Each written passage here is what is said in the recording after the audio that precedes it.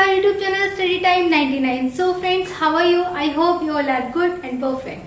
Friends, today's our topic is correct use of some adjectives part 6. It is little, a little and the little. Friends, हमने हमारी previous video में इसी part की तरह एक चीज समझी थी जो कि था few, a few and the few. Okay, तो आज हम इसको ही समझेंगे. लिटिल का मतलब होता है नॉट मच, मतलब कि इसका प्रयोग नेगेटिव में किया जाता है, मतलब ज्यादा नहीं. ओके, तो यहाँ पे ही सेम फ्यू का भी इसी तरह से होता है. फ्यू में भी हम क्या करते हैं, फ्यू में भी नॉट मैनी का यूज करते हैं. यहाँ पे नॉट मच है और फ्यू में क्या करते हैं, नॉट मैनी का यूज करते हैं. तो यहाँ पे नॉट मच इसका प्रयोग नेगेटिव में किया जाता है, मतलब कि लगभग नहीं के बराबर परिणाम मिलता है. इट मीन्स कि जैसे हमने फ्यू में समझा था, फ्यू फ्रेंड्स तो कुछ फ्रेंड्स क्या हो गए, एक या दो फ्रेंड्स हो गए. ओके, तो वो फ्यू हो गया.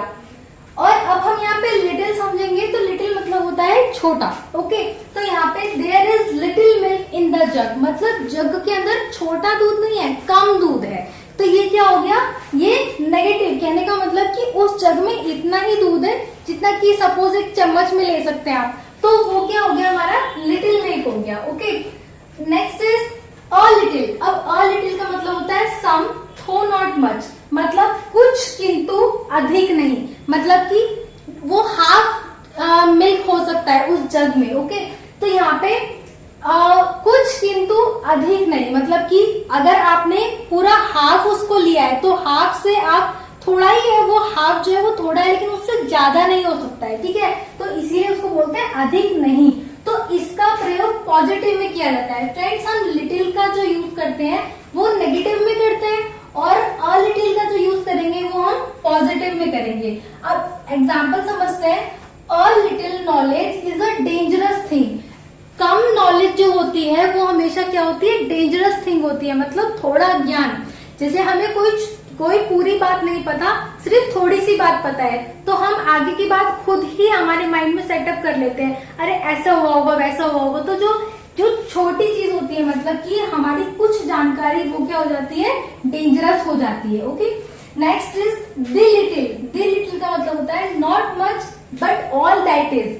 इसका मतलब होता है यह पूर्व वर्णित वस्तुओं की ओर संकेत करता है. पूर्व वर्णित क्या हो गई, हमारी प्रीवियस, पिछली, पुरानी. ओके, तो यहाँ पे एग्जाम्पल के तौर पे he had spend the little amount he had, मतलब कि जितना भी उसके पास पैसा था वो क्या कर चुका है, खर्च कर चुका है. तो इसको हम इस सेंटेंस को इस तरह से समझेंगे कि जितना भी पैसा उसके पास था, मतलब कि वो सारा पैसा क्या कर चुका है, खर्च कर चुका है जितना उसके पास था.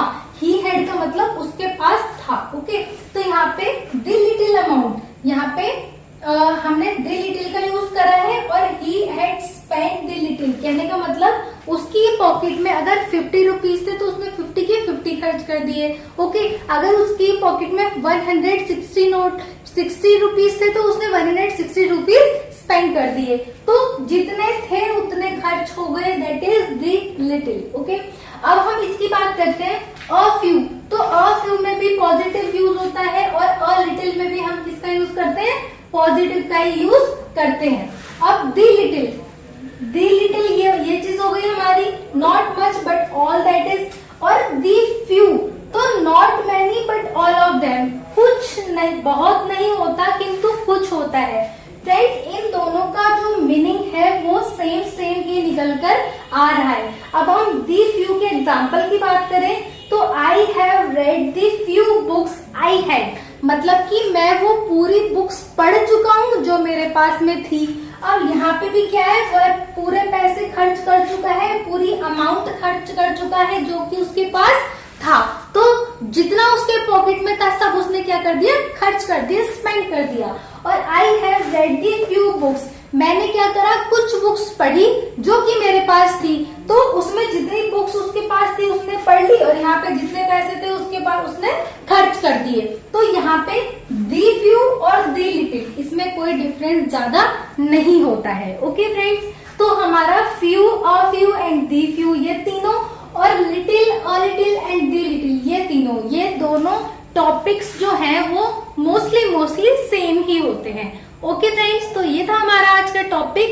And few, a few and the few की जो हमारी वीडियो है वो हमारी इसी वीडियो में मैंने डिस्क्रिप्शन में दी हुई है, आप देख सकते हैं। Okay friends, thank you so much and stay healthy.